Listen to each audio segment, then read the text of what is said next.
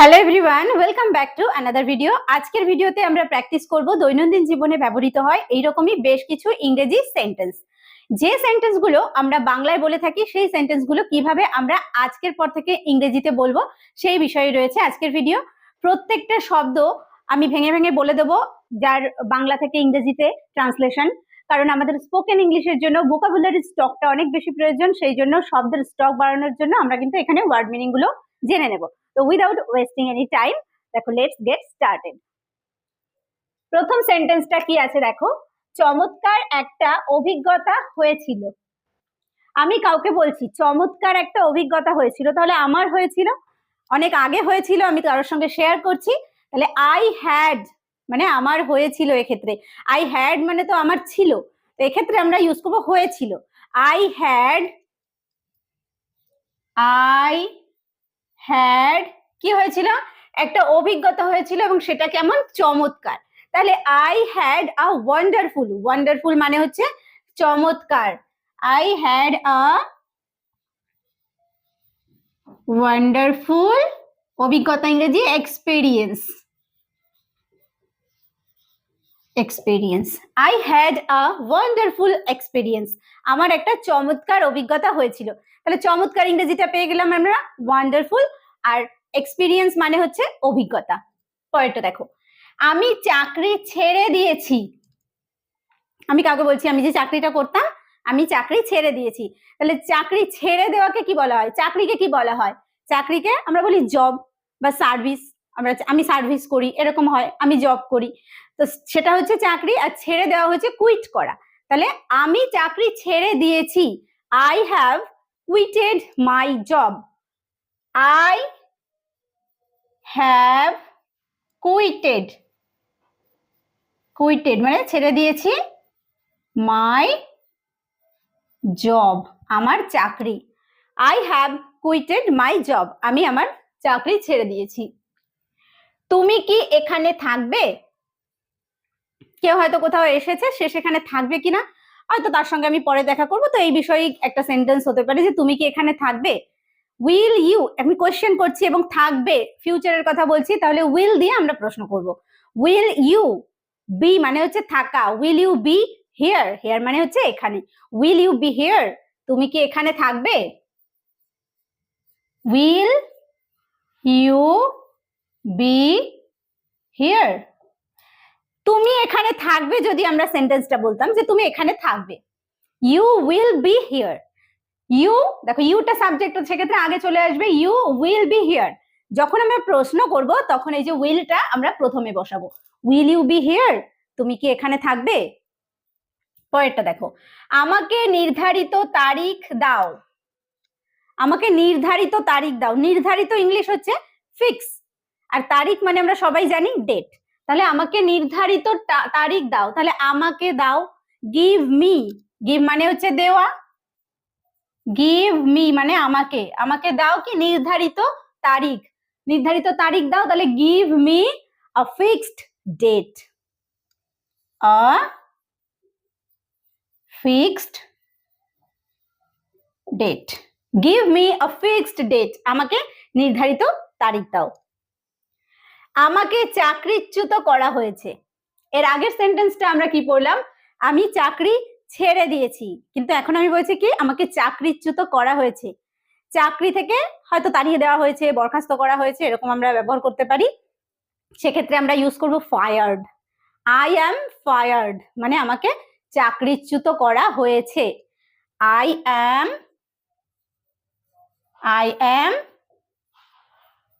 Fired, okay, I am fired আমাকে চাকরিচ্যুত করা হয়েছে। এ বিষয়ে আমার কোনো ধারণা নেই, তাহলে আমার কোনো ধারণা নেই, আই হ্যাভ নো, আমার নেই কোনো, আই হ্যাভ নো, নো মানে নেই, তাহলে আই হ্যাভ নো নলেজ মানে জ্ঞান বা আইডিয়া ব্যবহার করতে পারি, ধারণা, অন দ্যাট ম্যাটার মানে এই বিষয়ে। তাহলে এই বিষয়ে আমার কোনো ধারণা নেই, তাহলে I have no idea, I have মানে কি আছে, আই হ্যাভ মানে আমার আছে, যখনই আমরা নো ব্যবহার করব তাহলে আমার নেই, আমার কোনোই নেই, কি নেই, আই হ্যাভ নো আইডিয়া, কোনো ধারণা নেই। I have no idea on that matter. Matter মানে হচ্ছে বিষয়। I have no idea on that matter, আমার এ বিষয়ে কোনো ধারণা নেই।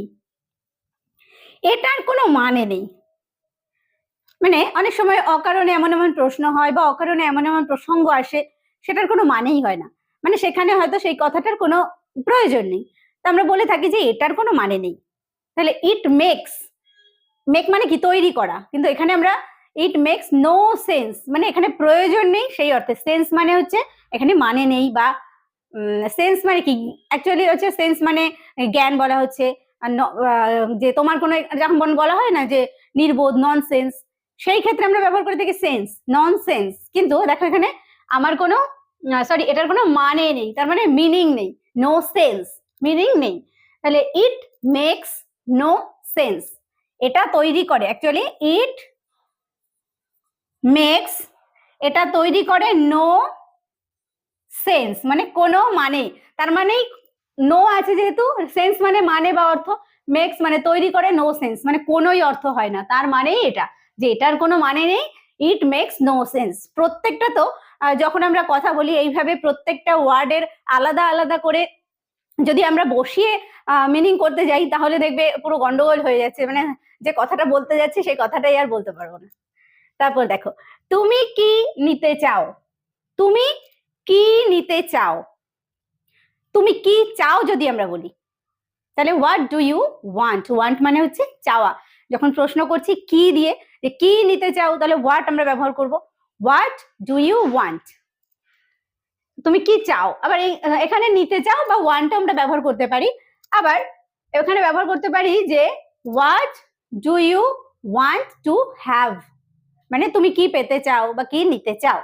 তাহলে what do you want, what মানে হচ্ছে কি, হোয়াট ডু ইউ ওয়ান্ট মানে হচ্ছে চাওয়া, what do you want to have, to have, what do you want to have, তুমি কি নিতে চাও বা তুমি কি পেতে চাও, এরকম আমরা বলতে পারি। এখানে টু হ্যাভটাও যদি না ব্যবহার করি তাহলেও কারেক্ট হবে যে হোয়াট ডু ইউ ওয়ান্ট, তুমি কি চাও, এভাবে আমরা বলতে পারি। নেক্সট, তুমি কি ভাবছো, তুমি কি ভাবছো, কাউকে চিন্তিত দেখে আমরা জিজ্ঞেস করে থাকি যে তুমি কি ভাবছো, তাহলে what are you thinking, think মানে হচ্ছে চিন্তা করা বা ভাবা, তাহলে প্রশ্ন করছি কি দিয়ে, তাহলে what are you thinking about, what are you thinking about, তুমি কি ভাবছো, অ্যাবাউট মানে কোনো সম্পর্কে, কোনো একটা বিষয় সম্পর্কে ভাবছে, তাহলে what are you thinking about, what are you thinking about, what are you thinking about, তুমি কি ভাবছো। তারা কি বারে আসছে, কি বারে আসছে, কারোর আসার কথা আছে তো বলছি কি বারে তারা আসছে, তাহলে কি বারে তার মানে কোন দিন, what day, what day মানে কি বারে। এবার তারা আসছে এটাকে যদি আমরা ইংরেজিতে বলি কি হয়, দে আর, আসা ইংরেজি হচ্ছে কাম, তাহলে কামের সঙ্গে আইএনজি, দে আর কামিং, তারা আসছে, দে আর কামিং। যদি প্রশ্ন করি তারা কি আসছে, আর দে কামিং, আরটা আগে চলে আসবে প্রশ্ন করার সময়, তাহলে সাবজেক্টের আগে চলে আসবে, যে দেটা যে সাবজেক্ট তারা, তার আগে চলে আসবে আর দে কামিং, বা কামিং এর পরে আমরা ওভার ব্যবহার করব, coming over.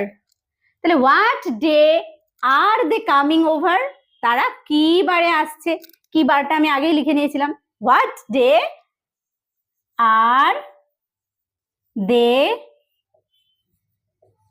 Coming over, what day are they coming over, তারা কি বারে আসছে। আজ সপ্তাহের কোন দিন, কোন দিন, হোয়াট ডে, হোয়াট ডে কিসের, সপ্তাহের, what day of the week, of the week, what day of the week is it, এটা is it, what day of the week is it, আজ সপ্তাহের কোন দিন। গতকাল তুমি কি করেছিলে? গতকাল তো তোমার এখানে আসার কথা ছিল, আসনি তো, তুমি কি করেছিলে? তাহলে কি করেছিলে past, what did you do, did ব্যবহার করব, হোয়াট ডিড ইউ ডু। কবে? গতকাল, ইয়েস্টারডে। গতকাল ইংরেজি yesterday. What did you do yesterday, গতকাল তুমি কি করেছিলে? সে আমাকে পাগল করে দিয়েছে। কারোর কোনো একটা জিনিস চাই, হয়তো বারবার বারবার বলছে, তো বলে বলে আমার মাথাটা খারাপ করে দিয়েছে, এক্ষেত্রে আমরা ব্যবহার করতে পারি সে আমাকে পাগল করে দিয়েছে। করে দেওয়া, এখানে টার্ন ব্যবহার করব, হি টার্নড মি, সে আমাকে করে দিয়েছে পাগল, ইংলিশ ম্যাড। হি টার্নড মি ম্যাড। হি টার্নড মি ম্যাড। হি টার্নড মি ম্যাড, সে আমাকে পাগল করে দিয়েছে। তাহলে দেখো, আজকের ভিডিওতে আমরা বেশ কিছু দৈনন্দিন জীবনে ব্যবহৃত ইংরেজি বাক্য শিখলাম। আশা করছি আজকের ভিডিওটি তোমাদের জন্য হেল্পফুল হবে। ভালো লাগলে অবশ্যই একটা লাইক এবং কমেন্ট করতে ভুলো না। ভিডিওটি শেষ পর্যন্ত দেখার জন্য প্রত্যেককে থ্যাংক ইউ। দেখা হবে নেক্সট ভিডিওতে।